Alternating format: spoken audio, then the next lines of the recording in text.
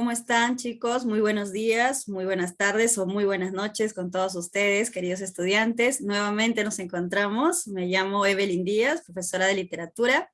Bueno, en esta oportunidad vamos a llevar una clase más de este curso tan bonito. Estamos desarrollando esta semana la clase de la semana 33. Ya nos toca entrar en el tema del indigenismo, ¿no? Vamos a hablar hoy día sobre el indigenismo. Muy bien, chicos, entonces espero que la clase sea de su agrado y su comprensión. Vamos a empezar con el desarrollo de la clase, ¿ya? Bueno, a manera de introducción, muchachos, observemos un poquito por aquí estas imágenes que hemos podido, pues, ¿no?, obtener. Se desprenden de cierta manera de esta obra, ¿no? Brevísima relación de la destrucción de las Indias, un documento que fue publicado el año 1553. Bueno, cuando hablamos de indigenismo, tú dirás, pues me van a hablar de la condición del indígena, ¿no? El indigenismo, ya una corriente literaria, pues que corresponde a una etapa republicana. Pero bueno, vamos a hablar hoy día un poquito a manera de introducción de cómo también vamos a ver antes de llegar a la etapa republicana y de analizar la situación del indio, del indígena en sí, ¿sí? Muy bien, cómo también podíamos observar cuál era su condición ya desde antaño, ¿no? Desde mucho tiempo atrás. A ver, entonces vamos a leer este pequeño fragmento que puedes ver por aquí. Muy bien, y dice, mira, todas estas universas e infinitas gentes, a todo género crió Dios los más simples, sin maldades ni dobleces, obedientísimas y fidelísimas a sus señores naturales, a los cristianos, a quien sirven. Son también gentes paupérrimas, quiere decir muy pobres, y que menos poseen ni quieren poseer de bienes temporales. Por esto, no soberbias, no ambiciosas, no codiciosas. En estas ovejas mansas entraron los españoles, desde luego que las conocieron como lobos y tigres y leones, crudelísimos, de muchos días hambrientos, y otra cosa no han hecho de 40 años a esta parte, hasta hoy, y hoy en este día lo hacen, sino despedazadlas, matadlas, angustiarlas, afligirlas, atormentarlas y destruirlas. Mira, este es un documento de Fray Bartolomé de las Casas. Este documento se llama Brevísima relación de la destrucción o destrucción de las Indias, ¿no? Como te comentaba. Entonces, ¿quién es él, no? Él fue un cronista, historiador, fue un teólogo, fue un jurista, o sea, relacionado a las leyes también de la orden de los dominicos, muy bien, y él a la vez era religioso, ¿no? Español. A pesar de ser español, de su condición, en este caso de su origen, hablaba sobre el maltrato que recibían en este caso, pues quienes los indios en esta época, estamos hablando desde la época de la conquista, ¿no? Mira, desde que existieron pues que las crónicas, ¿no es cierto? Muy bien, entonces, él es un defensor de los derechos de los indígenas en los inicios de la colonización de América. Y esta imagen, ¿no?, nos puede mostrar en los diversos cuadros ese maltrato, ¿no?, de lo que a lo que él denuncia, ¿no?, a lo que acusa, en este caso, a sus mismos compatriotas, otros españoles, pues, que cometían en contra de los indígenas. Mira, podemos ver aquí hombres colgados, asesinados, maltratados, despedazados, todo lo que él ha descrito en este pequeño fragmento, ¿no? Quemados, etcétera. Muy bien, entonces de ahí también que se llama, pues, ¿no es cierto?, destrucción de las Indias, ¿no? Así se llama. Bueno, como sabemos, cuando llegan los españoles a América, pensaba que las Américas o el continente americano eran las Indias, ¿no? Hubo esa confusión. Desde que llegó aquí, pues, este italiano, ¿no es cierto?, Cristóbal Colón, pero sabemos muy bien que no llegó a las Indias, sino llegó a nuestro continente América, ¿no? Y desde ahí empezó esto de la colonización de América. Ya, muchachos, bueno, esto es a manera de introducción, pues, ¿no? Muy bien, entonces en este documento él plasma parte de sus ideas, ¿no? Estas ideas, de cierta manera, pues que van a calar mucho en nosotros para poder conocer la situación de los indígenas desde los tiempos de la conquista, ¿no? Muy bien. Bueno, aquí un pequeño fragmento, ¿no? Donde sintetizamos la idea general, nos dice, a pesar, mira, de que el indigenismo surgiera todavía siglos posteriores, la denuncia por los abusos contra los indios se remonta desde la etapa de la conquista, donde algunos religiosos exponían esta problemática ya exponían esta problemática, ¿no? Gracias a las crónicas y estos documentos podemos conocer parte de nuestro pasado. Bueno, ¿cuáles son los objetivos de la clase de hoy, muchachos? Mira, vamos a comprender el contexto histórico, cultural, social, económico, ¿no? En el cual se desarrolla el indigenismo en nuestro país, ¿ya? Identificar las características principales del indigenismo y reconocer la base ideológica de los antecedentes del indigenismo. Muy bien, entonces hasta ahí vamos a llegar el día de hoy, ¿ya? Bueno, como puedes ver por acá, motivamos la clase de cierta manera con ciertas imágenes, ¿no? Imágenes que nos dan mucho mensaje, mucho contenido. Como puedes ver aquí en esta imagen que estoy señalando pues con el puntero, podemos ver que siempre la cultura andina, en este caso, está relacionada pues con la música. Siempre, ¿no? Hemos visto eso plasmado en las pinturas, en las obras de arte, en este caso con esa tendencia indigenista, como puedes ver, ¿no es cierto? Acá vemos a dos hombres, uno tocando el charanguito, la guitarra, charango, ¿no? Y por aquí una flauta o una quena. Y mira, es como una imagen, como dos hombres, ¿no es cierto?, que están prácticamente flotando sobre las ruinas del Machu Picchu. Esta es una de las pinturas indigenistas que muestra pues parte de nuestra cultura, ¿sí? Nuestras costumbres, tradiciones, y como te digo, la música está muy ligada. Este lienzo se llama Músicos en el Machu Picchu, por eso te digo que estas ruinas que están aquí debajo es nuestra maravilla del mundo, una de las maravillas del mundo, ¿no? Está en nuestro país, el Machu Picchu. Muchos se preguntan en este caso, ¿no? ¿Cómo se creó, ¿no? Se construyó esta ciudadela tan importante, ¿no? E imponente, ¿no? Hasta ahora para nosotros incluso es un misterio, ¿no? Es un misterio. Muy bien, a esta pintura o este lienzo le pertenece pues a un peruano, Juan de la Cruz Machicado, así se llama el pintor peruano, ¿no? Muy bien, y por acá tenemos otra pintura donde creo que no es necesario siquiera decirte quién es el que está aquí en la pintura, creo que lo puedes reconocer, ¿verdad? Exacto, él es, ¿no? Estoy refiriéndome a José María Arguedas, un gran representante también de nuestra literatura indigenista. Muy bien, y él también, ¿no? Es uno de los representantes del cual vamos a hablar largo y tendido la siguiente clase, que también nos toca analizar también parte del indigenismo todavía con sus máximos representantes, pero obviamente que en esta clase lo vamos a mencionar brevemente. Él siempre está muy relacionado también a la cultura andina, ¿no? Él interioriza ese sentimiento, ese amor por nuestra cultura, ¿no? Él se identifica con nuestra cultura. Él es, también es quechua hablante, habla castellano también como quechua, a pesar de ser mestizo, ¿no? Se identificó mucho con la cultura andina, ¿no? Y también con la música, ¿no? Él nacido pues en el departamento de Andahuaylas, ¿no? Perdón, de Apurímac, ¿no? Pero pertenece a la zona o a la provincia de Andahuaylas, ¿no? De Andahuaylas, ¿no? Apurimeño.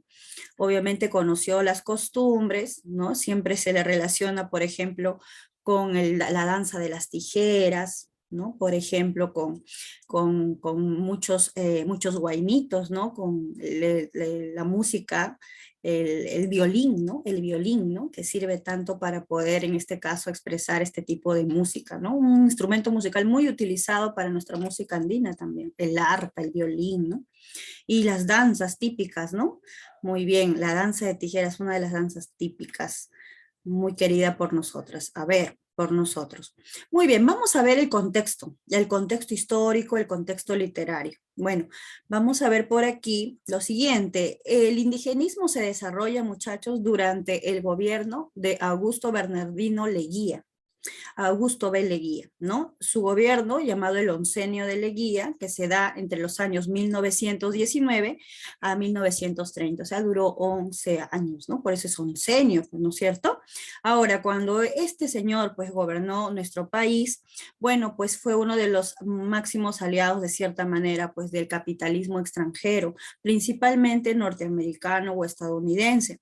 Por eso es de que ahí ponemos nosotros, ¿no?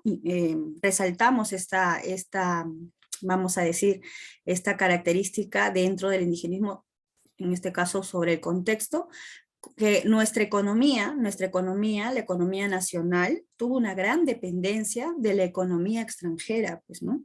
Gracias a esa economía, bueno, también vamos a decir, ¿no? Se hicieron varias obras, pero nuestra economía, a medida que, o sea, era más ayudada, también era más dependiente, ¿no? Más dependiente, ¿no es cierto? Entonces, no se invierte en un país así sin ningún tipo de interés, ¿no es cierto? Siempre se va a querer algo a cambio.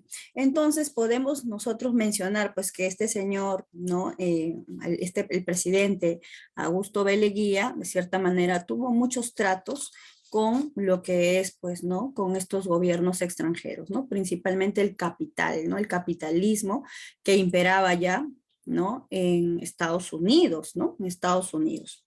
Muy bien. Bueno, la situación fue bastante inestable durante el periodo de este señor, ¿no? Del expresidente Leguía, muy bien, tanto económica, política y social, muy bien. ¿Y por qué? Porque él se enfrascó de cierta manera, muchachos, en solucionar los problemas principalmente de la capital, ¿no? Y principalmente de la clase media, o por ahí de la clase alta, ¿no? Vinculado a a las clases más dominantes. Pero ¿a quién dejó olvidado o relegado? ¿A qué grupo? A los sectores más necesitados. En este caso, ¿no? El sector del campesinado, por ejemplo. Entonces, los indígenas, en este caso, se habían en parte en el interior del país, ¿no es cierto?, en los departamentos, en las regiones, en las provincias, se habían rebelado, ¿no? Y se formaron grandes sublevaciones en contra de los hacendados, ¿no? Estos los dueños de las haciendas, de las tierras, de los señores gamonales, por ejemplo, ¿no? Y hubo muchos conflictos internos, ¿no? Protestas sociales, sublevaciones. Entonces, cuando no hay un gobierno justo para todos los sectores, siempre va a ocurrir ello, ¿no? Inestabilidad económica, política y social. Muy bien. Bueno, a su vez, muchachos, durante este periodo surgen partidos políticos. Por ejemplo, surge el APRA y surge el Partido Socialista Peruano, posteriormente llamado Partido Comunista Peruano. ¿Ya? El partido, en este caso, el APRA, son iniciales de Alianza Popular Revolucionaria Americana, tuvo como líder a Víctor, ¿no? A Víctor Raúl Haya de la Torre, y en este caso el Partido Socialista Peruano, que luego adoptó el nombre de Partido Comunista Peruano, tuvo como líder al gran José Carlos Mariátegui. José Carlos Mariátegui, ¿no? Entonces, por ahí un poquito para tener un poco conocimiento de estos partidos. Por ejemplo, muchachos, el Partido Comunista Peruano fue fundado, como ya te lo mencioné, por José Carlos Mariátegui el año 1928. ¿Correcto? Muy bien. Entonces, primero fue fundado con el nombre, como te digo, Partido Socialista, pero luego ya adoptó el nombre de Partido Comunista, ¿no? Y ese es el nombre que tiene. Ahora, ¿qué proponía Mariátegui en este caso? Porque todos los partidos políticos deberían tener o tienen un buen fin al inicio, ¿no? Pero tal vez por ahí ya cualquier partido, incluso los que existen ahora, ¿no? En nuestro país, se pueden ir tergiversando los intereses, ¿no? Los intereses, ¿no? En este caso inclinados a intereses tal vez particulares o personales, ya no a favor de un país. Muy bien, entonces nos dice, Mariátegui proponía construir en América Latina un socialismo sin calco ni copia, decía él, que sea aplicada a la realidad concreta de cada país, aunque sin dejar de ser clasista y marxista. Otra particularidad era que tenía como principales actores no solo el proletariado, es decir, al grupo de obreros, ¿no? Trabajadores, sino también al campesinado.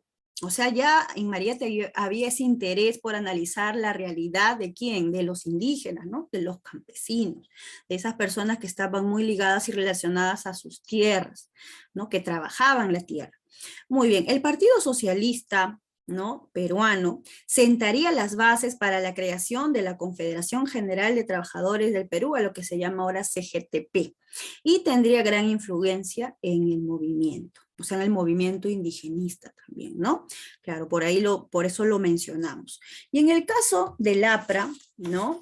Como te digo, son iniciales, pero el APRA también, pues, ¿no? Este de aquí, ¿cuándo se funda, no? ¿Cuándo se funda? Este se fundó en el año 1924, o sea, por ahí, ¿no? En estos años se van a fundar, ¿sí? Y bueno, tiene también un ideal, un objetivo, ¿no? Un objetivo. El objetivo inicial, pues, de este partido político era velar por la democracia, ¿no? La democracia económica, ¿no? Igualdad, vamos a decir, siempre, ¿no? Nos indican ello, ¿no? Igualdad política, igualdad económica, igualdad social, en este caso velar por los intereses de quién, del pueblo, del país. Muy bien, y por un, ¿no? Y también se proponía de cierta manera establecer un desarrollo económico parejo, ¿no? Y a través de la industrialización, ¿no? Un desarrollo para nuestro país, para nuestra región, para nuestro continente, ¿no? Por eso el partido se llama así, Revolucionario Americano, o sea, ya tiene una visión macro, ¿no? Ver más allá solo de nuestro territorio, nuestro país, sino ver el general o el bienestar de todo nuestro continente, porque este partido, bueno, ¿no? Tenía también, se extendió pues por varios países de Sudamérica, ¿no? De Sudamérica. Muy bien. Ahora, se produjo una reflexión sobre nuestra identidad también, ¿no?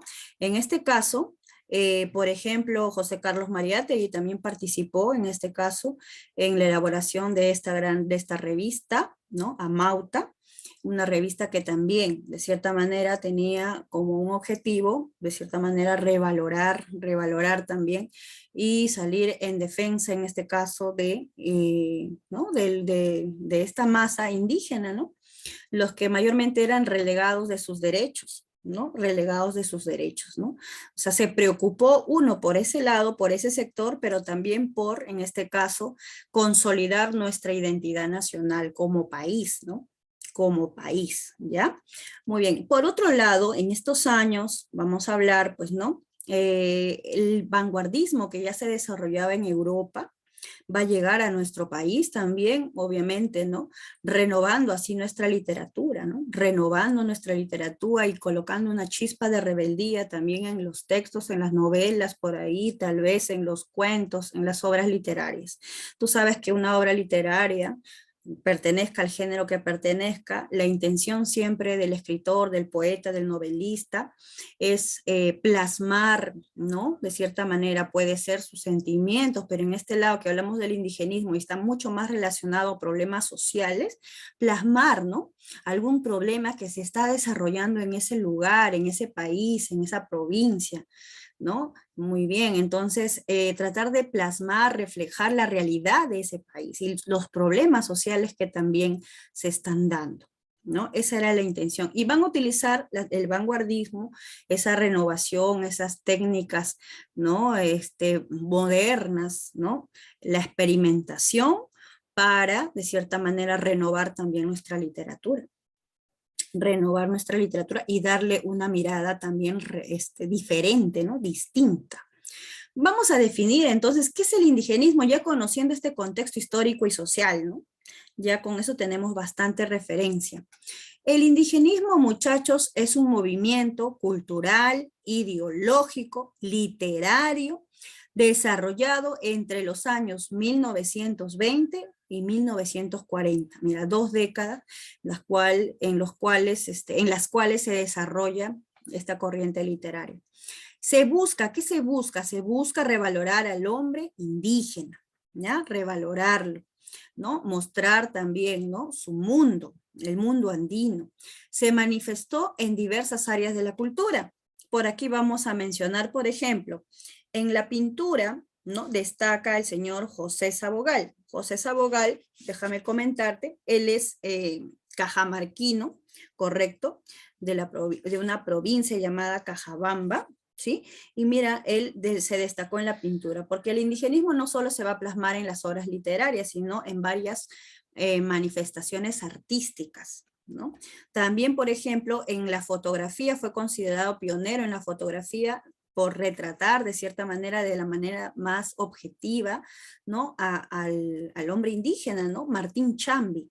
Martín Chambi, él es puneño, ¿ya? Y más que nada se enfocó en retratar a la población peruana y también al patrimonio de nuestro país, ¿no?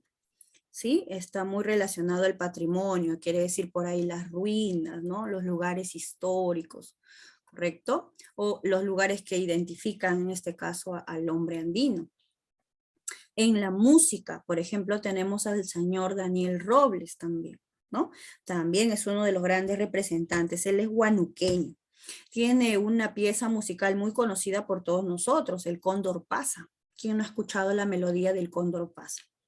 Muy bonita, ¿no? Solamente ¿no? Por lo que podemos escuchar con instrumentos mayormente de viento, ¿no? Muy bien. En antropología, por ejemplo, Luis Valcárcel, historiador, antropólogo, con esta obra Tempestad en los Andes, bueno, nos da a conocer parte también de nuestra historia, de nuestras raíces, ¿no? De nuestros antepasados, de nuestra cultura. También vamos a ver por aquí, obviamente, a José Carlos Mariátegui con sus 7 ensayos, ¿no? 7 ensayos de interpretación de la realidad peruana, ¿no?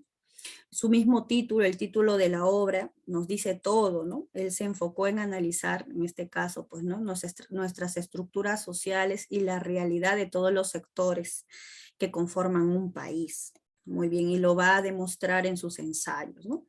Muy bien, a ver, vamos a ver por aquí las características del indigenismo. Por acá, más imágenes para que puedas deleitarte. Mira, podemos ver también que en las pinturas indigenistas se plasman siempre las costumbres, las tradiciones de un lugar. Podemos ver por ahí las danzas, podemos ver la estructura de las casas, el paisaje o el área geográfica, ¿no? En este caso, el contexto donde por ahí se desarrollan en este caso o se da pues no la vida, ¿no? De estas personas que están ligadas al campo, ¿no?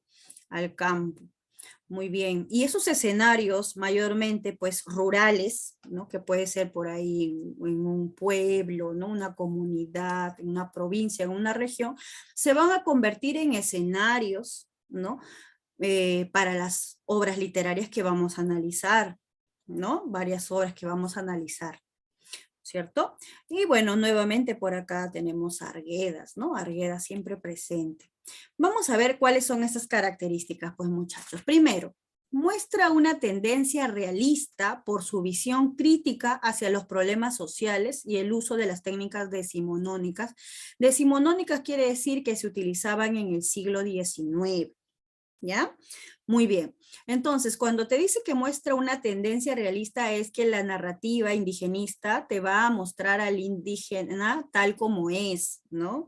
De cierta manera, va a tratar en esta primera parte del indigenismo de retratarte tal como es, un hombre de carne y hueso, pues que padece, que sufre, que ama, que siente, que se indigna, ¿correcto? Que puede sentir odio también, puede sentir indignación, puede sentir amor, etcétera, ¿no? Es una persona. Entonces, va a ser una narrativa que en su primera instancia, en sus primeros momentos, va a ser un tanto objetiva, realista, y obviamente en la temática de las obras vamos a darnos cuenta de esa visión crítica a los problemas sociales. Y también podemos considerar que las técnicas que se utilizaron son técnicas tradicionales, por ejemplo, la narración lineal.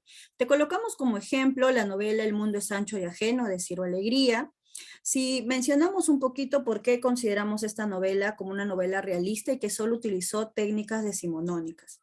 Esta novela, El tiempo de la historia, ¿no? Aborda desde el año 1912 hasta el año 1929, o sea, la narración se da de manera lineal, en orden lógico y cronológico, ¿no? Todavía, en este caso, no hay estos saltos temporales que por ahí nosotros ya hemos hablado en el vanguardismo. Por eso es que todavía utiliza estas técnicas tradicionales, ¿no? A ver, leemos el pequeño fragmento, dice, defendamos nuestro sitio en el mundo, que así defenderemos nuestra libertad y nuestra vida. La suerte de los pobres es una y pediremos a todos que nos acompañen. Así ganaremos. Muchos desde hace años, siglos se rebelaron y perdieron. Que nadie se acobarde pensando en la derrota, porque es peor ser esclavo sin pelear. Siempre por ahí, ¿no? El indígena luchando por una reivindicación, o sea, por reclamar algo que le ha sido arrebatado, ¿no? Por un reconocimiento, ¿no? En este caso, ¿no? Por una posición social, ¿sí? Muy bien. A ver, aquí una imagen donde podemos evidenciar también de cierta manera la condición del indígena, ¿no? Bueno, las costumbres, las actividades a las que se dedican. Una segunda característica nos dice, expresa un carácter reivindicativo, ¿no? Acerca de la condición del indígena. Justo lo que te comentaba, ¿no? Siempre el indígena muchas veces las actividades a las cuales se dedica son más actividades primarias, ¿no? Agricultura, ganadería, puede ser pastoreo, incluso la minería, ¿no? Muy bien, pero lamentablemente son, vamos a decir, pues, ¿no? Mal remunerados, ¿no? Abusados, ¿no? Explotados, ¿sí? Tanto los hombres como las mujeres, ¿no? Como las mujeres también, ¿no? Muy bien, entonces no gozan de los mismos derechos, ¿no? De los mismos derechos que toda la población. Entonces, es un sector de cierta manera que muchas veces es marginado, muchas veces. Es algo que es ya conocido por todos nosotros. Hasta el momento seguimos en esa lucha de la reivindicación, ¿no? Muy bien. Bueno, Manuel González Prada, ¿no? Uno de los precursores del indigenismo, él es realista, pertenece al realismo peruano, pero ya nos decía, ¿no? En uno de sus ensayos, Nuestros Indios, hablaba de la condición del indígena y de ese carácter reivindicativo que debe haber, ¿no?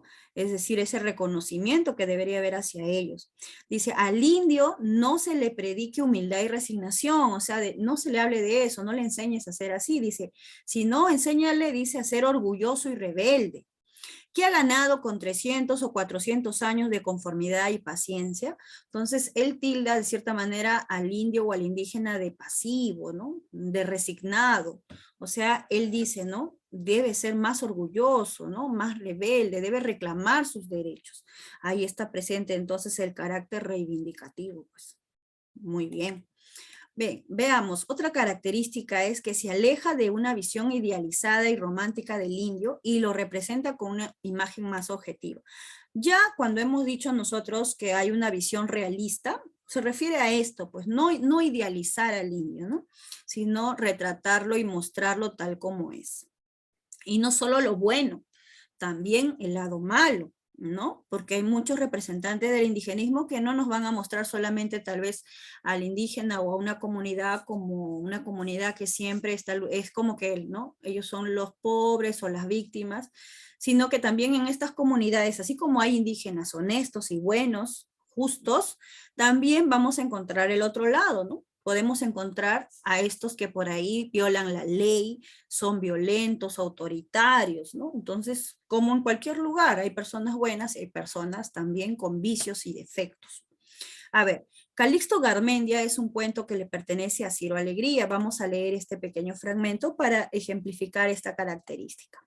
Dice, pero me dolía muy hondo que hubieran derrumbado así a mi padre antes de que lo despojaran. Su vida era amar a su mujer y su hijo, servir a sus amigos y defender a quien lo necesitara. Quería a su patria, a fuerza de injusticia y desamparo lo habían derrumbado. Nos habla de la realidad del personaje Calixto Garmendia, que él era una persona que respetaba la ley y pensaba que siempre iban a ser justos con él, pero al final, ¿no es cierto?, es todo lo contrario, ¿no? Terminan despojándolo de sus tierras, de sus derechos, ¿no? Entonces se lleva una gran decepción. A veces uno quiere hacer bien las cosas, pero la sociedad tal vez te termina decepcionando, ¿no? Y ya terminas, de repente ya dejas de lado tus ideales, ¿no? Dejas de lado tus ideales o esa ingenuidad que tal vez podemos tener a veces. Muy bien, entonces se nos muestra una visión, en este caso, que no es idealizada, ¿no? ¿no? Todo no va a ser perfecto siempre. También las personas tenemos vicios y defectos, ¿no? Entonces aquí este señor fue traicionado bien por sus propios vecinos, incluso por las autoridades de su comunidad. En vez de protegerlo, lo perjudicaron. Presenta un mayor acercamiento al mundo o al sujeto indígena. Muy bien, por ejemplo, la novela Los ríos profundos de José María Arguedas es una novela en la cual prima mucho la subjetividad, ¿no? ¿Por qué? Porque hay un acercamiento a las creencias, a las costumbres, al mundo andino en general, a la cosmovisión o a la identificación que se tiene con el mundo andino. Y en este fragmento nos podemos dar cuenta de ello. Dice. En los grandes lagos, especialmente en los que tienen islas y bosques de totora, hay campanas que tocan a la medianoche. A su canto triste salen del agua toros de fuego, de oro, arrastrando cadenas. Suben a las cumbres y mugen en la helada. Pensé que esas campanas debían ser illas, reflejos de la María Angola, que convertiría a los amarus en toros. Muy bien. En este caso, a Maru se le dice así a una divinidad andina. Entonces, aquí de cierta manera hay como una personificación aquí a los elementos de la naturaleza, ¿no? Habla de los lagos, habla de los toros, y a los toros se les ve pues como un dios, ¿no? Los Amarus eran así una especie de divinidades como toros alados, ¿no? Pero recuerda que en el mundo andino tienen, en este caso, la religión es así, ¿no? Panteísta, se admira, se valora, ¿no? Se alaba, se adora a quienes, a los seres de la naturaleza, a la Pachamama, a la tierra, ¿no es cierto? A las huacas, los cerros, ¿no es cierto? Por ahí tal vez al sol, ¿no? A la quilla, a la luna. Entonces ya desde la literatura quechua sabemos que hay esa inclinación a adorar a los seres de la naturaleza. ¿Por qué? Porque ellos son los que nos proveen de cierta manera de todo lo que nosotros necesitamos para vivir, ¿no? De la tierra salen los alimentos, ¿no? El agua sirve para hacer producir la tierra, etcétera, ¿no? Entonces, en esta novela hay una mirada mucho más, en este caso, hay un mayor acercamiento a este mundo andino, ¿no? Una mirada mucho más profunda y subjetiva también. Muy bien, a ver, otra característica es, se tuvo preferencia pues por la narrativa, especialmente el género narrativo, y las especies que más se desarrollaron fueron el cuento y la novela. ¿Ya? Muy bien, por ejemplo, Enrique López Albújar, un autor también indigenista, ¿no? Tiene un conjunto de cuentos llamados Los Cuentos Andinos. Ventura García Calderón, La Venganza del Cóndor. Ciro Alegría, El mundo es ancho y ajeno. José María Arguedas, Los ríos profundos, Agua, entre otras obras, ¿no? Entonces, mayormente algunos son cuentos, algunos son novelas. Este es cuento, cuento, novela, novela. ¿Ya? Muy bien, por aquí. A ver, pertenece al regionalismo americano. Se aborda el tema de la lucha entre el hombre y la naturaleza. El indigenismo es una vertiente del regionalismo, ¿no? El regionalismo era una corriente literaria que se desarrolla también más o menos por las primeras décadas del siglo XX, 1910, 1920, 30 por ahí, muy bien, donde también, ¿no? Hay un acercamiento al hombre indígena y al lugar en donde él se desarrolla, donde vive, ¿no? Mayormente se le da una mirada a las regiones, ¿no? Al paisaje americano, ¿no? Regionalismo aborda y describe nuestro paisaje americano, ¿no? Nuestra naturaleza, que es tan exuberante, ¿no es cierto?, tan imponente. ¿Y por qué dice que se aborda el tema de la lucha con el hombre, con la naturaleza? Porque el hombre muchas veces tiene que domar a la naturaleza para poder vivir. Si una tierra es estéril, seca, no produce, el hombre tiene que luchar, ¿no? De cierta manera por ahí, ¿no? Hacer que esa tierra produzca, ya sea con sus costumbres, sus tradiciones o con algunas técnicas también que ellos vamos a decir desarrollan para poder hacer producir la tierra. Pero siempre el hombre está luchando por ello, ¿no? Para domesticar la tierra, ¿no? Porque de ella vive, porque de ella vive. Por ejemplo, en la novela de Ciro Alegría, La serpiente de oro, ¿no? Se habla un poquito de esa lucha, ¿no?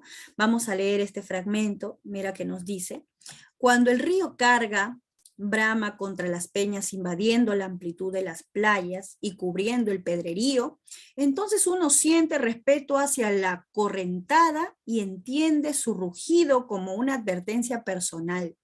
Nosotros los cholos del Marañón escuchamos su voz con el oído atento. No sabemos dónde nace ni dónde muere este río que nos mataría si quisiéramos medirlo con nuestras balsas, pero él nos habla claramente de su inmensidad. Si te das cuenta, La Serpiente de Oro, el título de la novela se refiere, pues, ¿no?, al río, como bien dice acá, el río Marañón, y esa forma que tiene, ¿no? Parece una serpiente. Pero también te das cuenta que en este fragmento los cholos del Marañón ven al río como una divinidad, ¿no? Algo imponente, a la naturaleza que impone respeto, pues, ¿no? O sea, es de temerle, ¿no? Entonces dicen, no, nosotros los cholos del Marañón, los que viven a sus riberas, ¿no es cierto? Escuchamos atentos su rugido, también le damos ese animismo, ¿no? Al mismo río, como si fuera una persona, ¿no? ¿No? Como si las aguas del río, el sonido que producen, como si fuera el rugido de un león, ¿no? Imponente, ¿no? Poderoso, de cierta manera, ¿no? Entonces, hay ese respeto a la naturaleza, hay ese respeto. Bien, vamos a empezar con los antecedentes entonces del indigenismo. A ver, entonces, en el siglo XIX, muy bien, vamos a ver estos antecedentes, muchachos. Estos autores denunciaron, pues, los abusos que se cometían contra los indígenas. Lamentablemente, desconocían profundamente la intimidad del hombre andino y su visión sobre ellos solo fue paternalista. O sea, ¿no? De cierta manera hay una mirada, pero una mirada externa nomás, ¿no?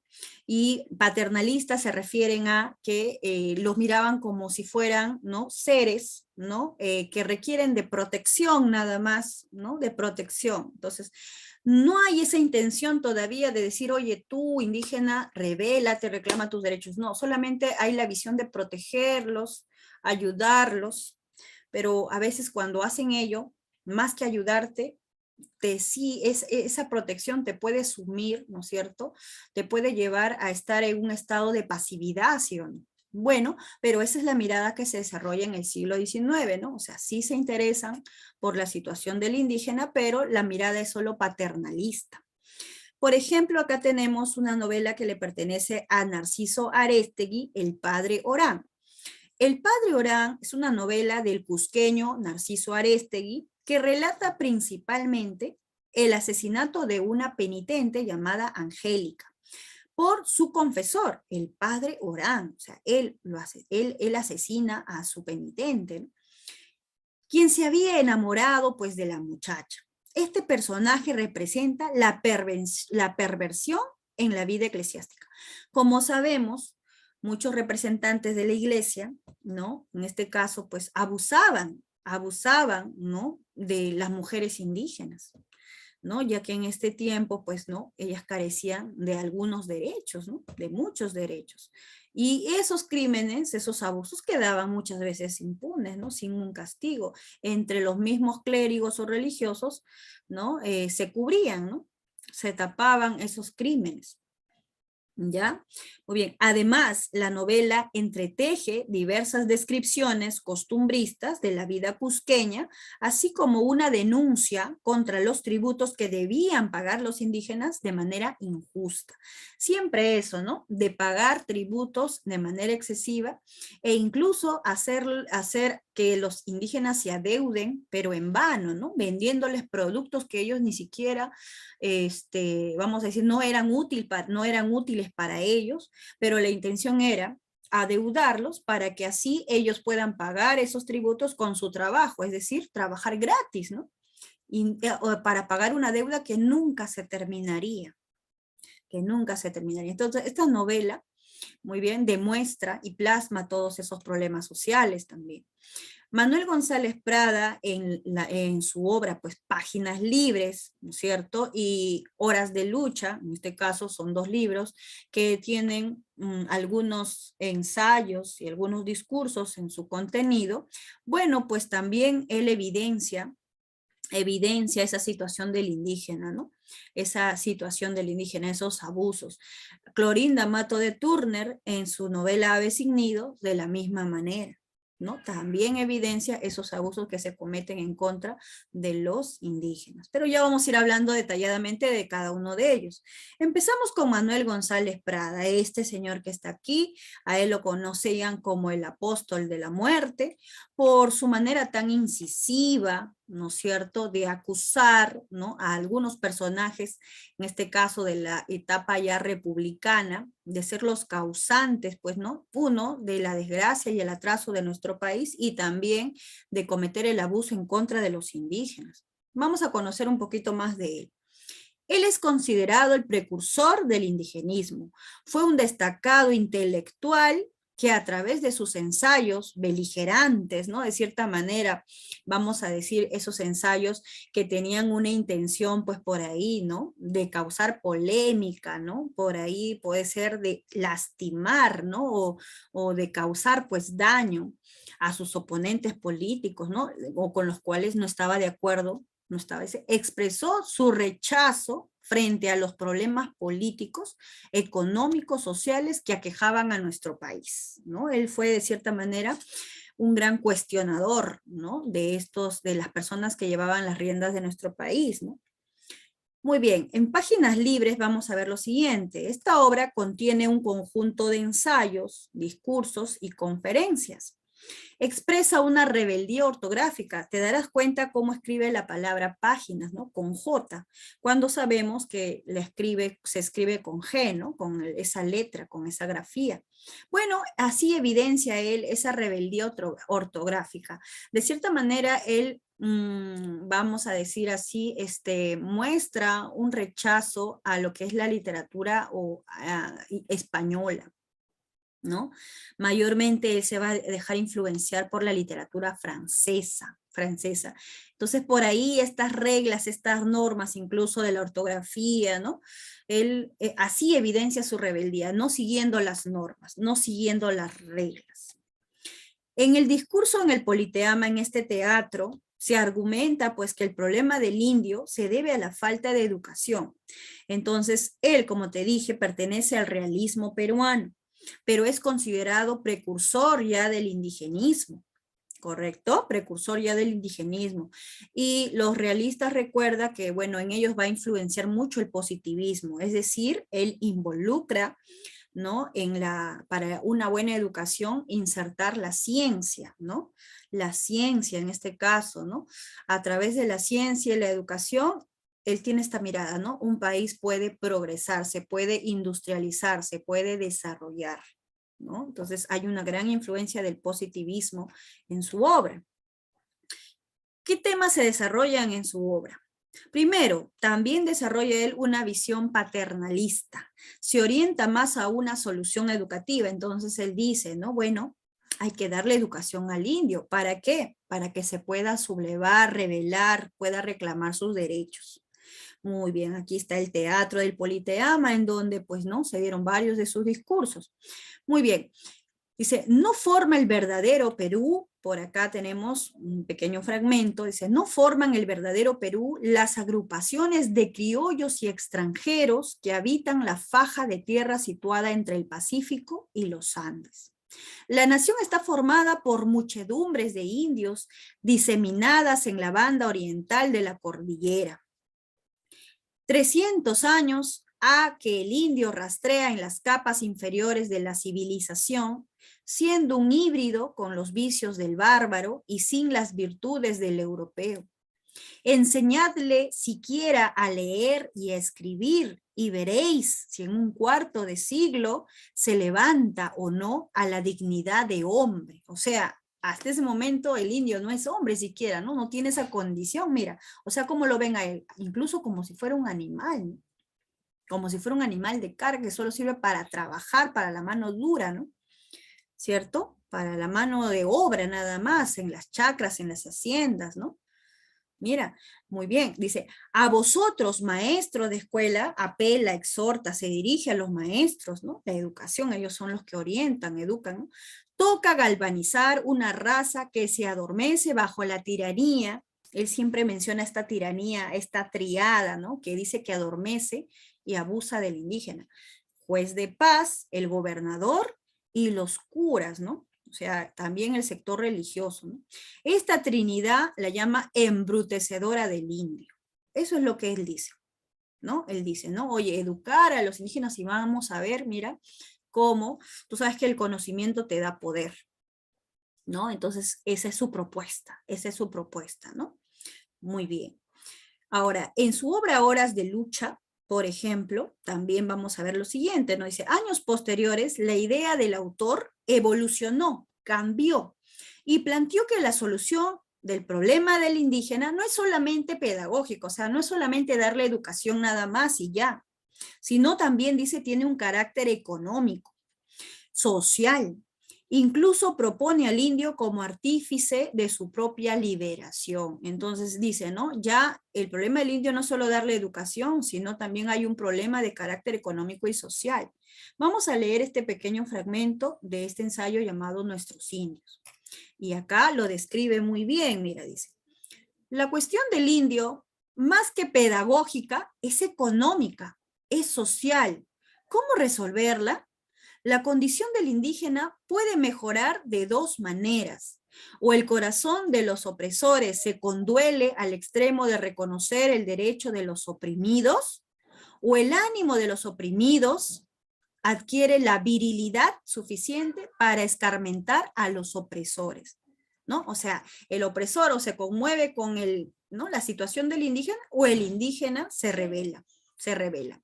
A la violencia respondería con la violencia, dice, escarmentando al patrón que le arrebata las lanas, al soldado que le recluta en nombre del gobierno, al montonero que le roba ganado y bestias de carga, ¿no? O sea, siempre le terminan robando sus bienes, ¿no? Su tierra, sus animales, su trabajo. Al indio no se le predique humildad y resignación, sino orgullo y rebeldía. ¿Qué ha ganado con 300 o 400 años de conformidad y paciencia? En resumen, el indio se redimirá merced a su esfuerzo propio, no por la humanización de sus opresores. O sea, conclusión, para que el indio salga de esa situación, ¿no? O esa sumisión, vamos a decir, bueno, tiene que valerse él por sí mismo, ¿no? Porque el opresor nunca se va a apiadar de él, ¿cierto? Bueno, eso es lo que él propone en este ensayo, ¿cierto, chicos? Eso es lo que entendemos, ¿no?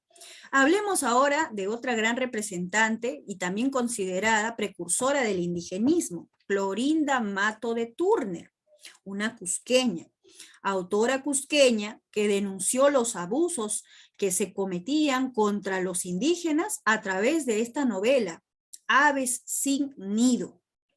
En esta novela, Aves sin Nido, esta novela, mejor dicho, es considerada novela precursora del indigenismo. ¿Por qué? Porque también va a evidenciar, en este caso, los maltratos que se cometen en contra de ellos, pero a su vez nos va a mostrar, como bien dice por aquí, ¿no es cierto?, una mirada un poquito más paternalista hacia ellos, ¿no?, de protección hacia ellos.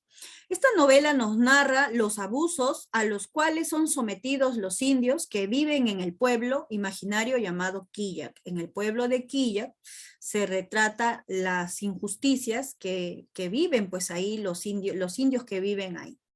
¿Sí? Muy bien.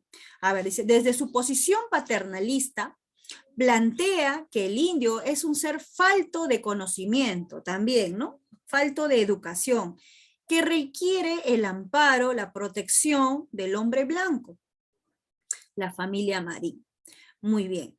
Además, manteniendo las ideas planteadas por Manuel González Prada, el anterior autor que hemos analizado, expresa también que las autoridades que someten al indio son los curas, los gobernadores, los caciques y los alcaldes.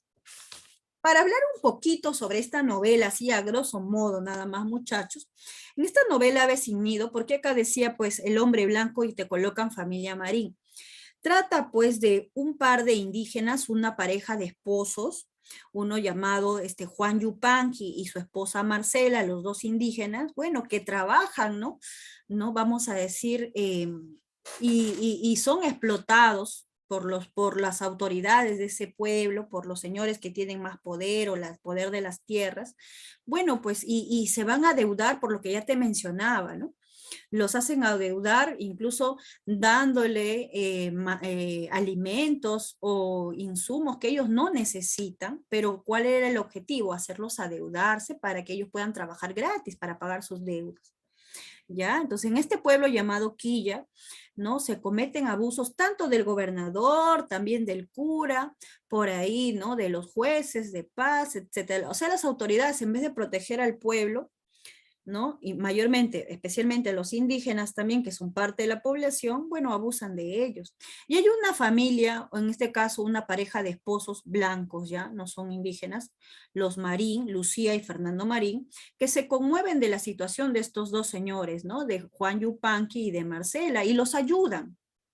Ahí se demuestra esta visión paternalista de Clorinda Mato de Turner hacia el indígena, ¿no?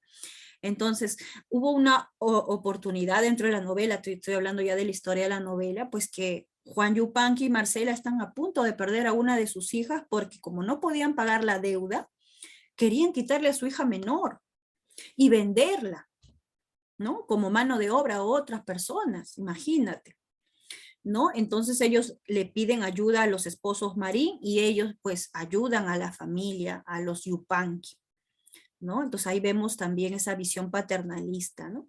Bueno, pero, y lamentablemente esta novela pues no va a mostrar un final feliz, ¿no? Esa es la trama más o menos que se va a desarrollar y en el transcurso de los hechos, ¿no? Como van sucediendo, vamos a evidenciar todos esos abusos que se cometen y las injusticias que se cometen en contra de ellos, incluso en contra de los Marín por haber ayudado a estos indígenas, por haber ayudado a estos indígenas.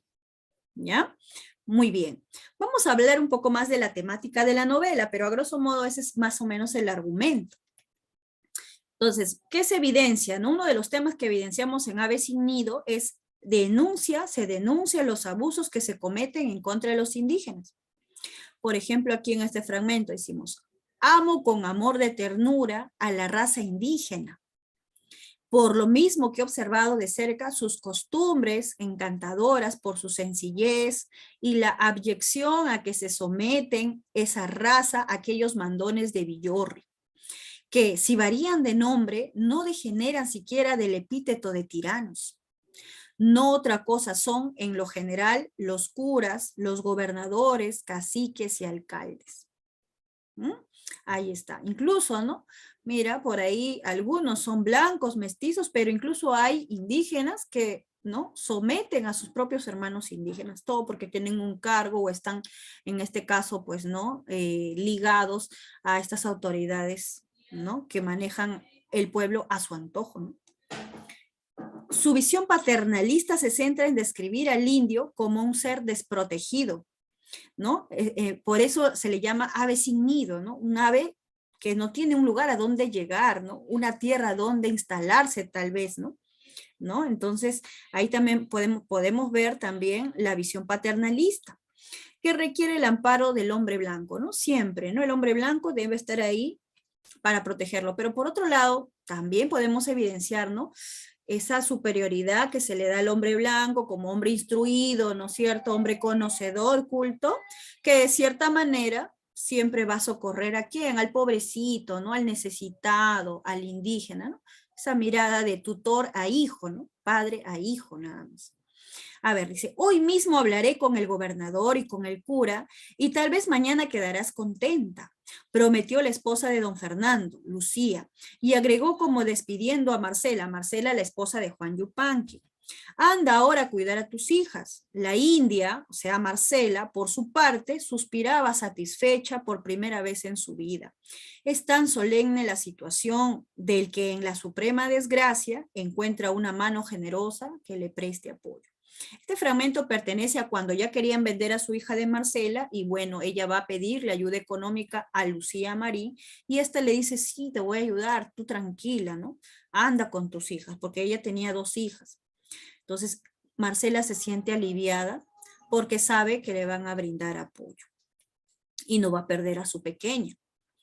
Muy bien, también en este fragmento notamos 2 características del pensamiento de Clorinda. La visión positivista, porque ella también incluye la ciencia, ¿no? Como parte del desarrollo de una persona, en este caso también, ¿no? Educar a los indios, y el motivo educativo como causante de la explotación indígena, ¿no? O sea, como, mientras que no tienes educación o conocimiento, entonces no vas a poder reclamar tus derechos también, ¿no? No vas a poder reclamar tus derechos. A ver, vamos a leer este fragmento. Hay algo más, hija, dijo don Fernando Marín. Está probado que el sistema de la alimentación ha degenerado las funciones cerebrales de los indios.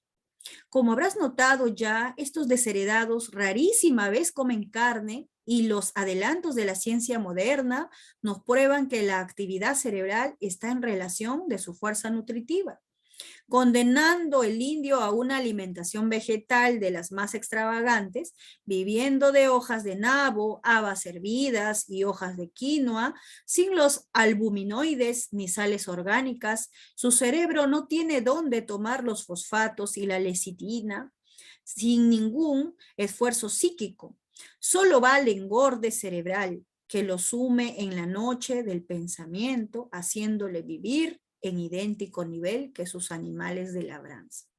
Entonces nos damos cuenta que por un lado, claro, defienden a los indígenas, pero también ellos analizan, mira cómo dice el indio solo vive de hierbas, de habas, de quinoa, pero para el hombre blanco esa mirada que le da, pues es como, lo está viendo como si se alimentara igual que su ganado, igual que sus animalitos.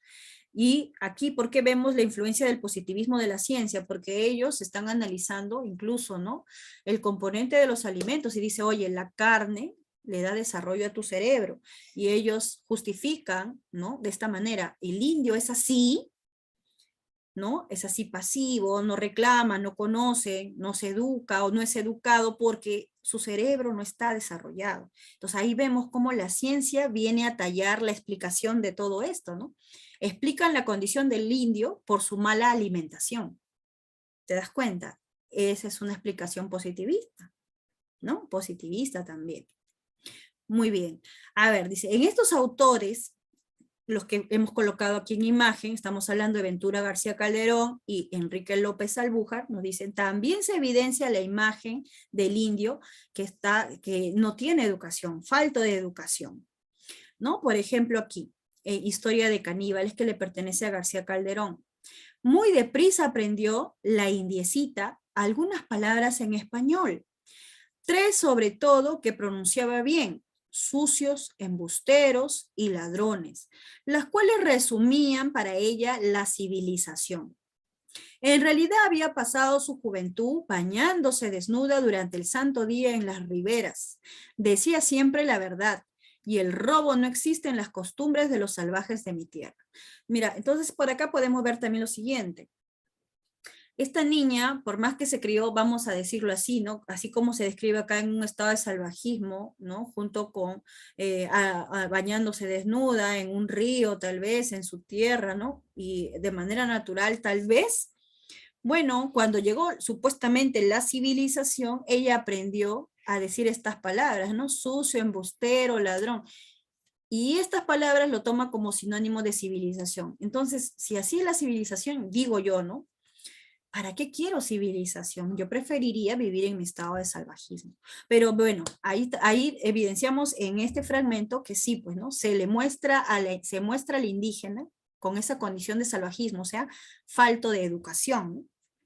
Enrique López Albújar, de la misma manera, ¿no? También va a insertar eso en sus cuentos. La soberbia del piojo. A ver, este fragmento le pertenece a este pequeño cuento. Va, ¿para qué son tan bestias los indios? Dice. Si los indios se organizaran y fueran más a la escuela y bebieran menos, ¿cuántas cosas no harían? Porque el indio no es idiota, es imbécil. Pero de la imbecilidad se puede salir, de la idiotez no. La imbecilidad, como usted sabe, se cura tonificando el alma, sembrando ideales en ella, despertándole ambiciones, haciéndole sentir la conciencia de la propia personalidad. Entonces aquí también hay una crítica al indio de cierta manera y bueno, los vicios o defectos que puede tener. Pero sí, efectivamente, ¿no? Muchos de ellos caían en el alcoholismo, ¿no? vamos a decir, o trabajaban solamente por ahí, para su porción de trago, tal vez, ¿no? Esas bebidas alcohólicas y parte para comer, ¿no? Entonces, ¿pero por qué? Porque incluso los mismos hombres blancos, ¿no? Las personas, en este caso, que pagaban a los indios por su trabajo, en vez de pagarle en dinero, les pagaban en especies. ¿Y qué les daban? Les daban licor, les daban hoja de coca, o sea, les daban todo, en este caso, la hoja de coca, bueno, es algo tradicional que ellos siempre consumen para el trabajo, para el frío, ¿no? Les da, en este caso, en pleno frío les da fuerzas, ¿no? Adormece su cuerpo. Pero el licor, ¿para qué? Entonces, sumían al indígena en esa condición, o sea, depender del licor. Entonces, les creaban una adicción de cierta manera. Pero también así se les ve a los indígenas, ¿no? Como si fueran borrachos, alcohólicos. Aquí dice, ¿no? Aquí, si bebieran menos, dice, ¿no? Si bebieran menos, ¿te das cuenta? Pero bueno, López Albuja retrata tal como son ellos. En el siglo XX tenemos un gran ideólogo, pensador, que también, como habíamos mencionado, no solo se preocupó pues por la clase del proletariado, sino también por el campesinado, ¿no? Le tenemos aquí al gran José Carlos Mariátegui. A ver, la revista Mauta, cuyo primer número salió en septiembre del año 1926, nos dice, marcó un hito en la historia intelectual y cultural peruana. La publicación fue fundada y dirigida por el ensayista pues, y pensador, periodista a su vez, José Carlos Mariátegui. A Mauta, esta revista replanteó la representación de la identidad peruana, dice, desde lo mestizo criollo, incorporando lo andino. Ahí podemos ver que existe pues una gran reflexión por la identidad nacional. O sea, el Perú es eso, ¿no? Es mezcla de razas. No solo mestizo criollo, sino también tenemos parte de andino, obviamente. Entonces, vamos a ver por acá. En esta época, José Carlos Mariátegui será el intelectual que aborde la problemática del indigenismo en su libro Los 7 ensayos de interpretación de la realidad peruana, publicada el año 1928. A pesar de que en su época, ¿no?, había poca información sobre el indigenismo, igual va a abordar el tema. Aquí tenemos, ¿no?, el problema del indio, uno de sus ensayos, un pequeño fragmento. La cuestión indígena arranca de nuestra economía, dice, ¿no? Tiene sus raíces en el régimen de propiedad de la tierra. Ese es uno de los grandes problemas, ¿no?, del indigenismo, ¿no?, del indígena. Siempre, ¿no?, la lucha por su tierra. Él trabaja una tierra, pero nunca es suya. Siempre se la quitan, lo expropian, ¿no?, lo desalojan, ¿cierto?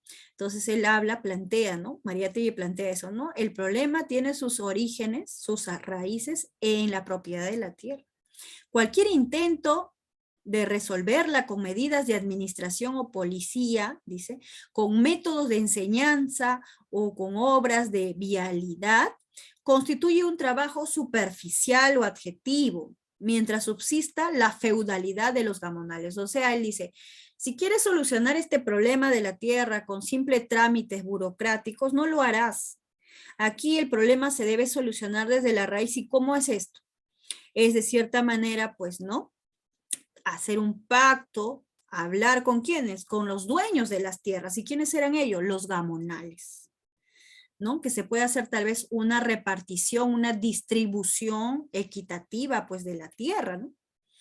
Bien, el problema de la tierra, un pequeño fragmento aquí.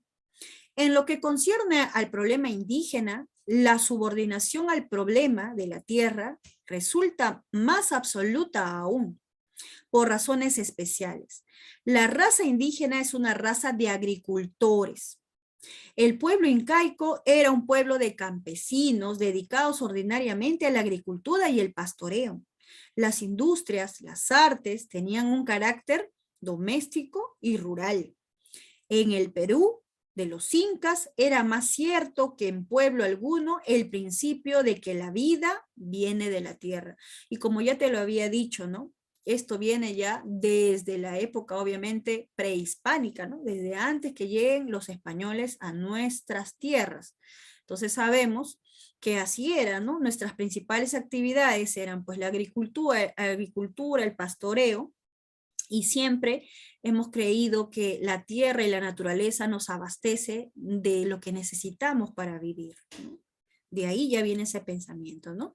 Muy bien, y por eso la tierra es tan valorada, más aún para el que vive de ella y la trabaja, el indígena.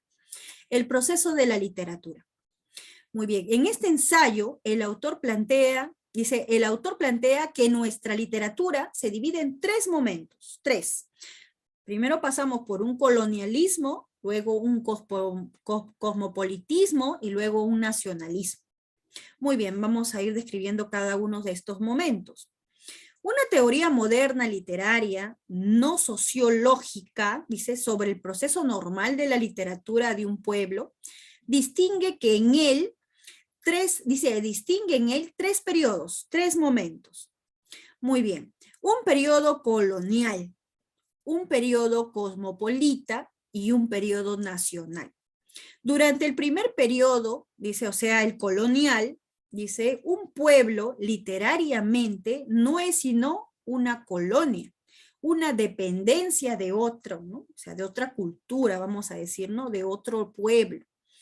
Durante el segundo periodo, o sea, el periodo cosmopolita, ya nos dice, asimila simultáneamente elementos de diversas literaturas extranjeras. Y en el tercer periodo, el periodo nacionalista, nos dice, se alcanza una expresión bien modulada, dice, su propia personalidad y su propio sentimiento. No prevé más esta teoría de la literatura, pero no nos hace falta por el momento un sistema más amplio.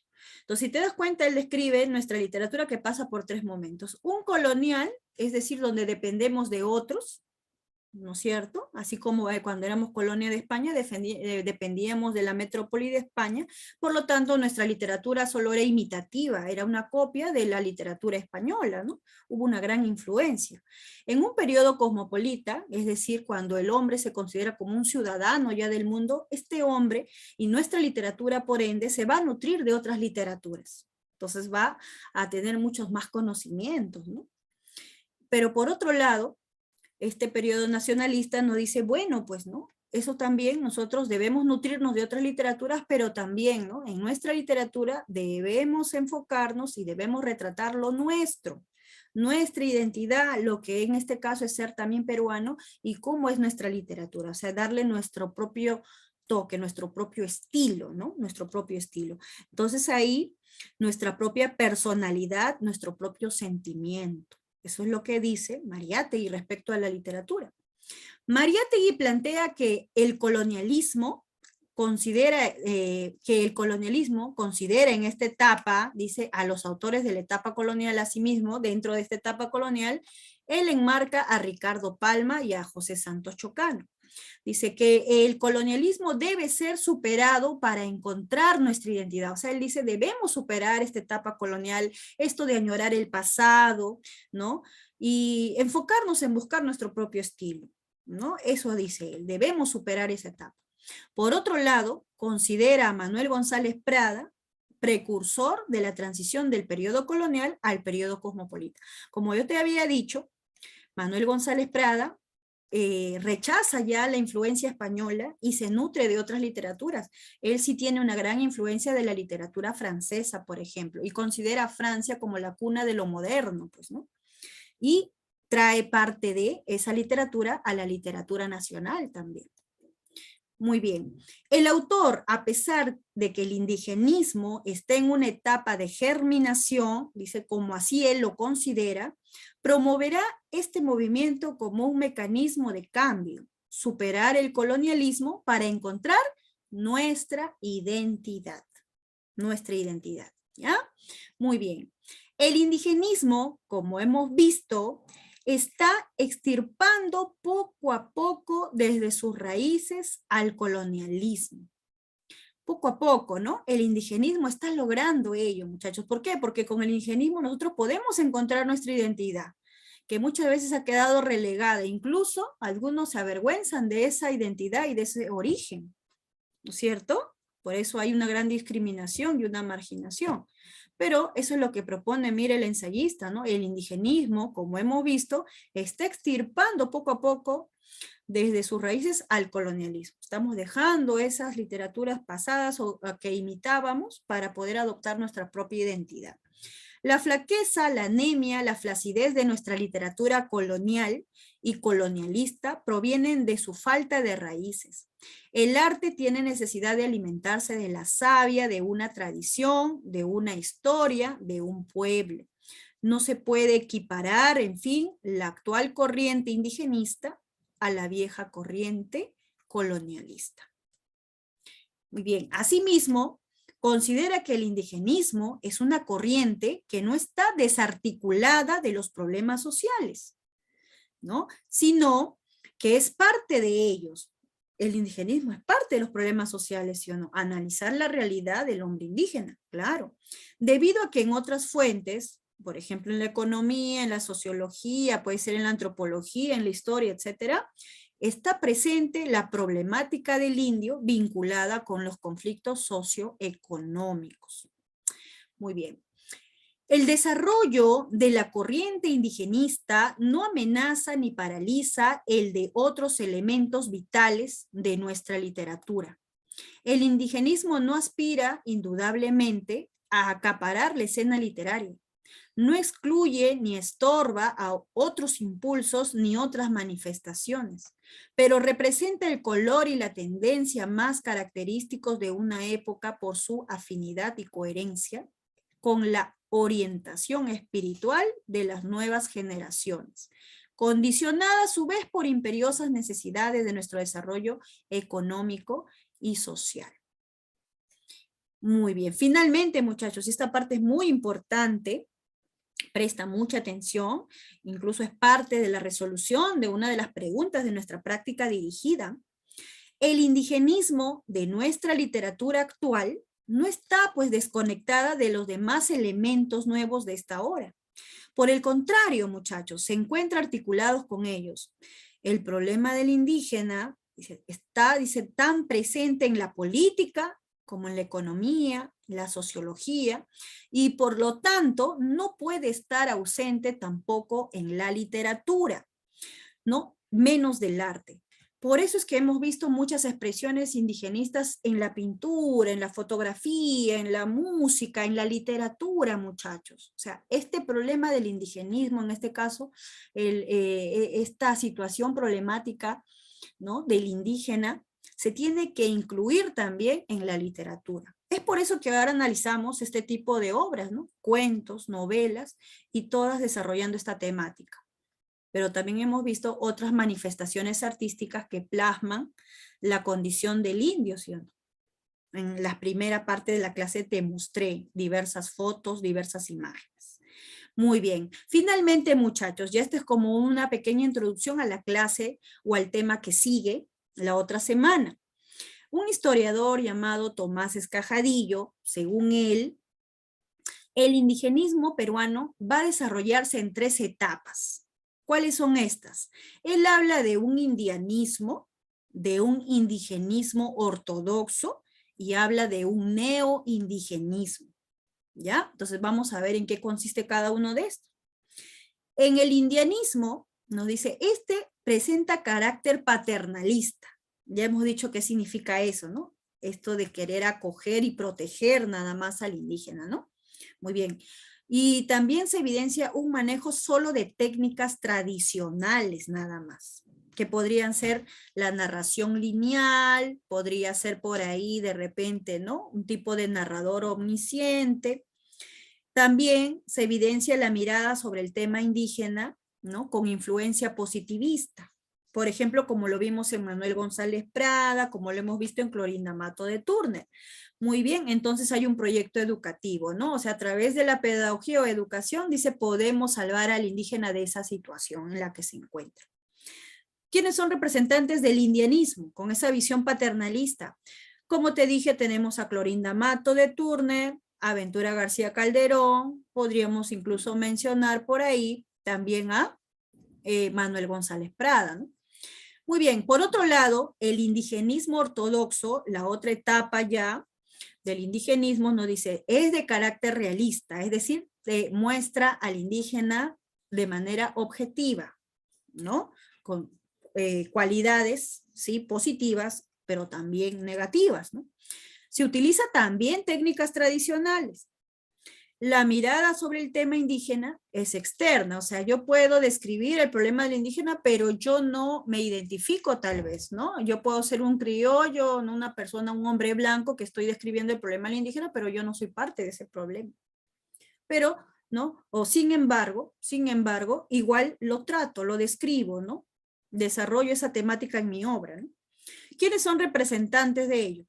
Enrique López Albújar, Ciro Alegría, ¿no? Entonces, por más ellos algunos son provincianos, pero bueno, no les ha tocado vivir esa problemática, ¿no? O encarnarla, ¿no? En el neoindigenismo, ahora sí me dice, mira, incluye una mirada mítica, mágico y religiosa del mundo andino. Una mirada mucho más subjetiva, es decir, aquí los autores que están dentro del neoindigenismo se identifican con los problemas que se abordan en el neoindigenismo, ¿no? Tienen un mayor acercamiento al mundo andino, ¿no? Pero como te digo, también se le da una mirada mítica, mágico y religiosa. Incluso vamos a insertar esto de lo real maravilloso dentro de las obras, ¿no? Es propio una técnica ya del vanguardismo, o sea, el vanguardismo ya influencia en esta etapa, por eso se llama neoindigenismo, ¿no? Nuevo indigenismo, ¿no? Con técnicas ya vanguardistas. La mirada es interna, endógena, a diferencia, mira, de esta que era solo externa. Esta es interna. ¿Por qué? Porque, como te digo, los representantes sí se identifican, están en ese conflicto entre ser parte blanco o pertenecer, ¿no? Ser mestizo, pero estar muy orientado y muy identificado con el mundo andino, pero a la vez también, ¿no? Gozar de la otra cultura occidental, ¿no es cierto? Están entre la cultura occidental y la cultura andina. Ahí tenemos a José María Arguedas, tenemos a Edgardo Rivera Martínez, por ejemplo, dos grandes representantes del neoindigenismo. ¿Ya? Bueno, la otra semana toca hablar de estos grandes representantes. Vamos a hablar de Ciro Alegría, vamos a hablar de José María Arguedas, vamos a hablar de Enrique López Albújar, por ejemplo.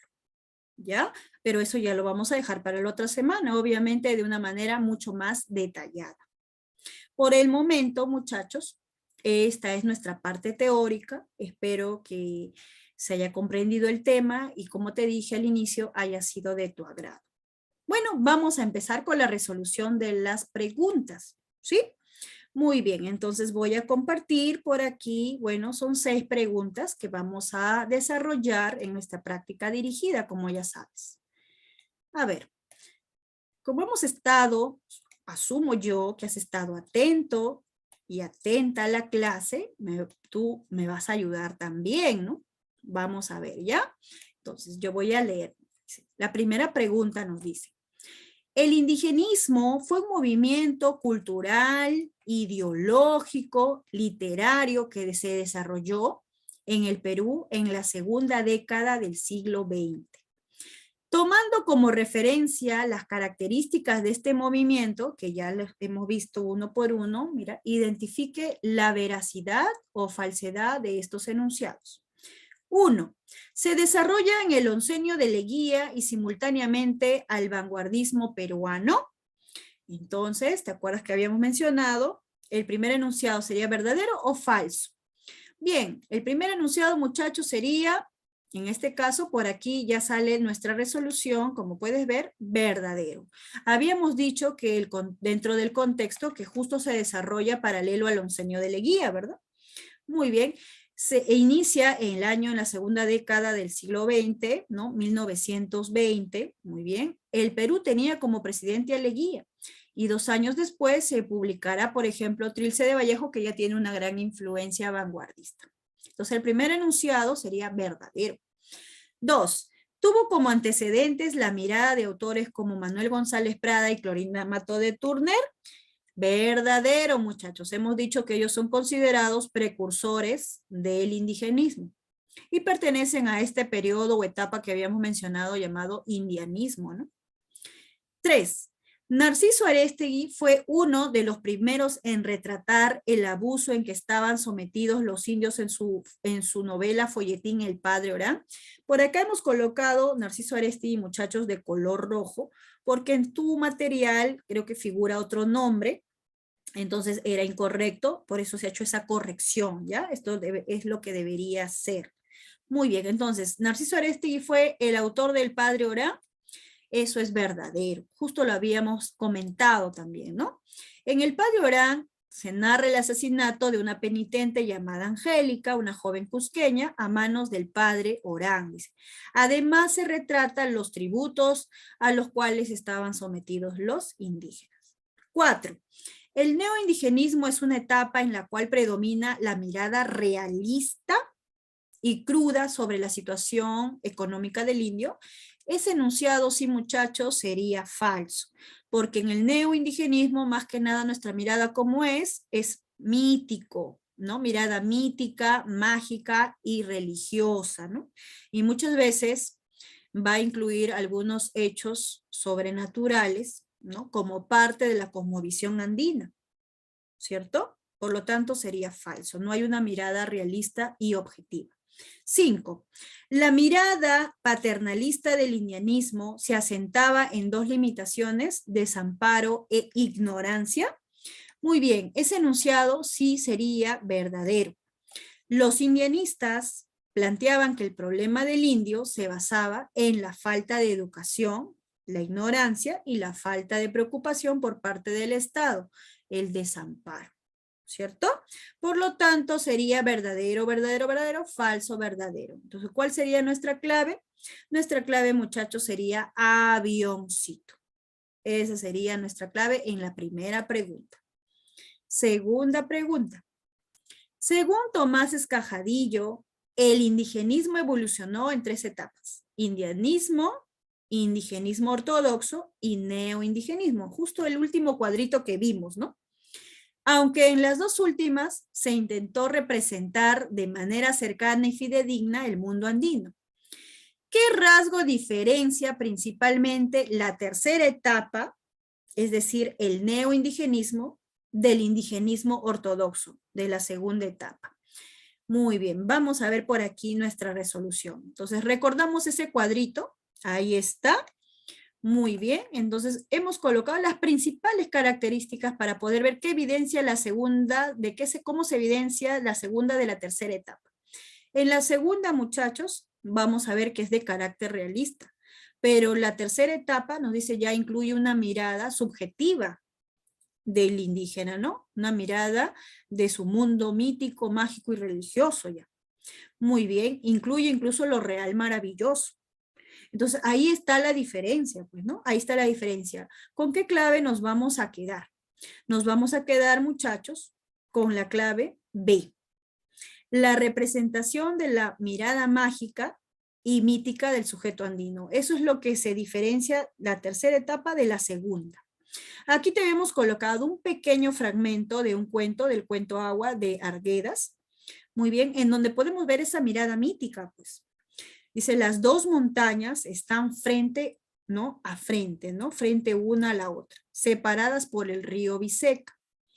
Mirado de lejos, el Taita Canrara tiene una expresión molesta. El Taita Canrara es otro cerro, es uno de los cerros que se menciona. Pero mira, le dicen el Taita, el papá Canrara, ¿no? Entonces, al cerro lo llaman, es como una divinidad, ¿no? El Taita, esa huaca, ¿no? Es una divinidad. Y si tiene una expresión molesta. Los indios sanjuanes dicen que los dos cerros son rivales y que en las noches oscuras bajan hasta la ribera de ese río y se ondean ahí de orilla a orilla, o sea, se pelean. ¿Te das cuenta de la mirada mítica que se desarrolla sobre este pequeño fragmento?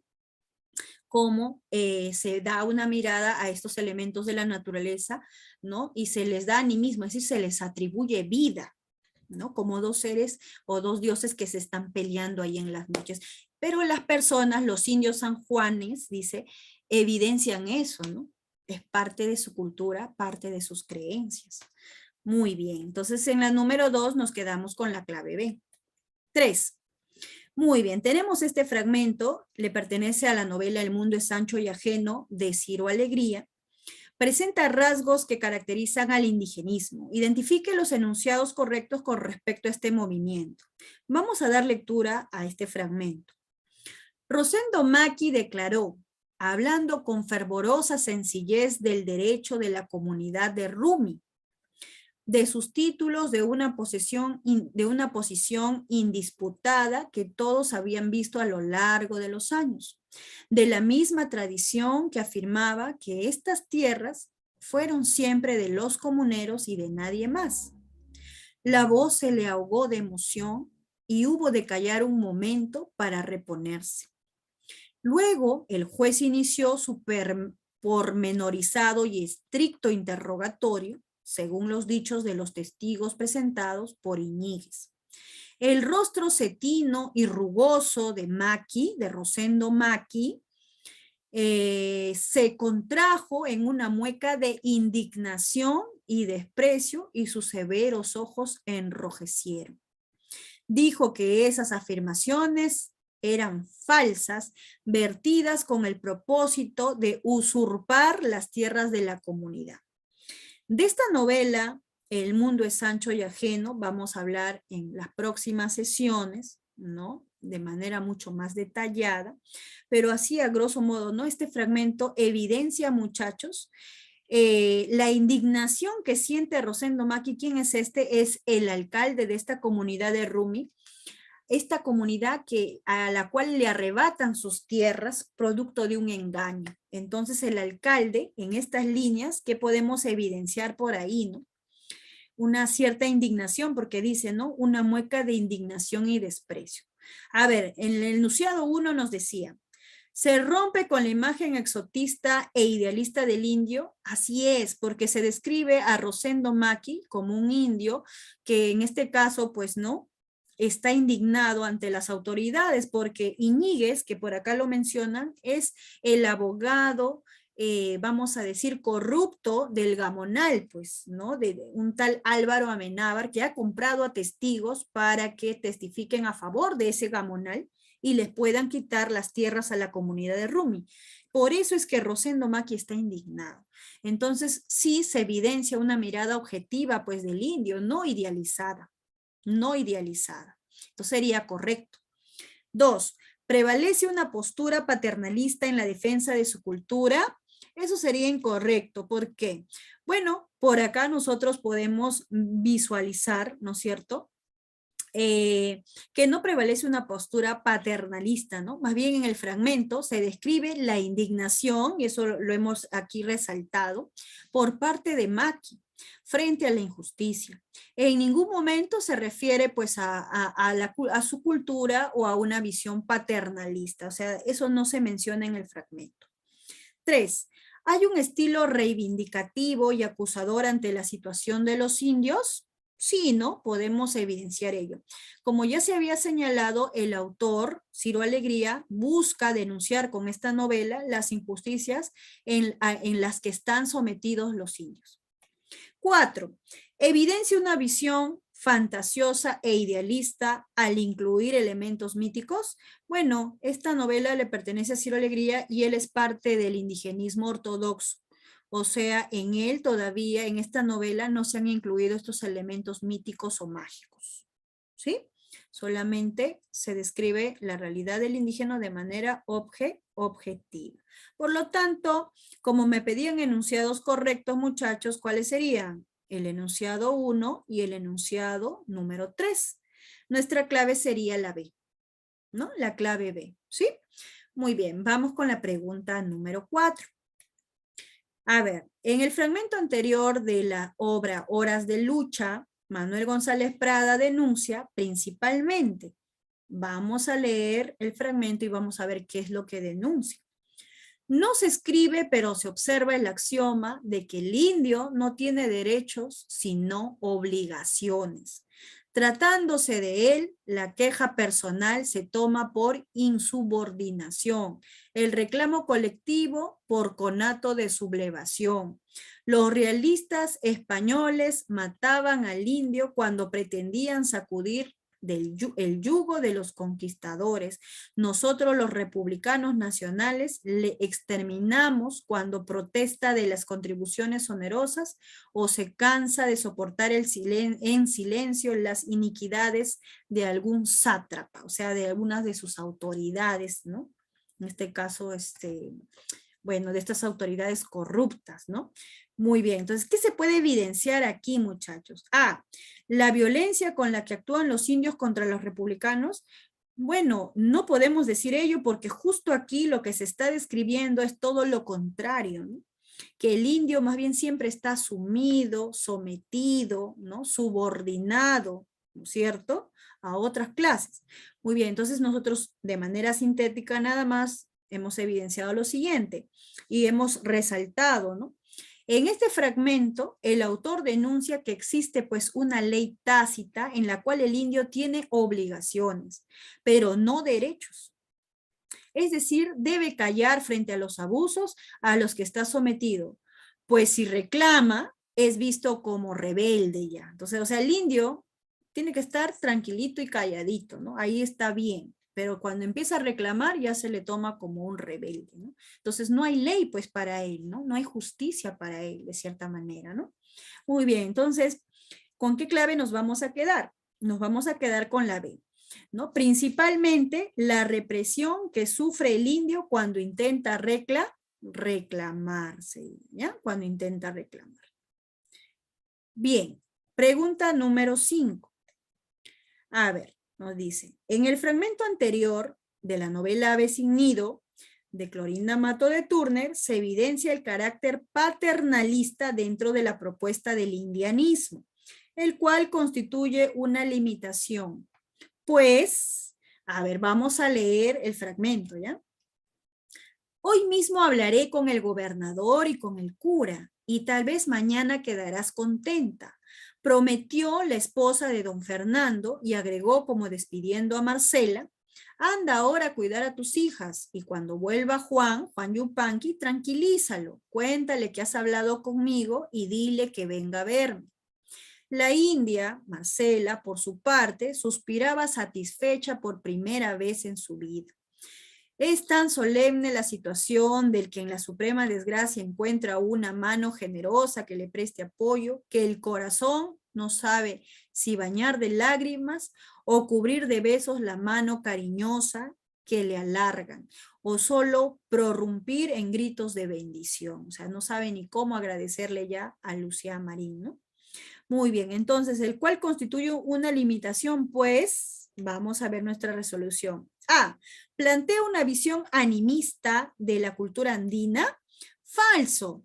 La visión animista se da en el neoindigenismo, ¿ya? No en el indianismo. B. Contradice el proyecto educativo sobre el indígena. Falso. Dentro de la propuesta del indianismo está el proyecto educativo, ¿no es cierto? Darle educación y también hay influencia del positivismo incluso, ¿no es cierto? Muy bien. C. ¿Permite una actitud de tolerancia frente a los abusos? Falso. A pesar de la visión limitada, la visión paternalista que existe en el indianismo hacia el indio, también se denuncian las injusticias, ¿sí o no? Se están denunciando las injusticias. D. Muestra al indio como un ser que requiere amparo. Eso sí es verdadero, ¿verdad? Muy bien, en eso consiste justo la visión paternalista. Muy bien, entonces aquí en esta parte resaltada podemos destacar ello, ¿no? Cómo siente satisfacción o alivio la pobre india Marcela, ¿no? Cuando siente que alguien la va a salvar de su desgracia, de su tragedia. En la propuesta del indianismo, al indio se le muestra pues como un ser incapaz de ser artífice de su propio destino. Plantea que requiere el apoyo de un hombre blanco para que pueda mejorar su condición. ¿Con qué clave nos vamos a quedar? Con la de dinosaurio, porque nos pedían con qué enunciado evidenciamos el carácter paternalista. Muy bien. La pregunta última, la pregunta número 6. A ver, muchachos, dice, el indigenismo de nuestra literatura actual no está desconectado de los demás elementos nuevos de esta obra. Por el contrario, ¿no? Se encuentra articulado con ellos. El problema indígena tan presente en la política, en la economía, en la sociología, no puede estar ausente de la literatura y del arte. Esta es parte de, ¿no?, de lo que leímos ya en la parte final de la clase, ¿verdad? De Mariátegui. Dice, este fragmento de los 7 ensayos de interpretación de la realidad peruana de Mariátegui plantea que el indigenismo, vamos a ver, no puede estar fuera del discurso artístico verdadero. Hemos dicho que este tema se debe incluir en todas las expresiones artísticas, tanto la literatura, la música, la pintura, entre otras, ¿cierto? Muy bien, entonces me decía, ¿no?, ¿cuál es el enunciado que plantea, lo que está planteando con este fragmento? La A, ¿no?, es correcto, es compatible. Y encontramos la respuesta, pero veamos la B. ¿Está articulado principalmente en el plano económico? Hemos dicho que no, ¿no? En el fragmento se señala que el tema indígena está articulado con diversas áreas, no solo con el plano económico. C, es un tema que se soslaya de otras áreas académicas, o sea, que se aparta, que se sortea o que se salta de otras áreas. Bueno, también es falso, ¿sí o no? Por el contrario, el tema indígena no se deja de lado, sino está presente en diversos discursos académicos. Y D, debe abordarse desde una sola arista cultural.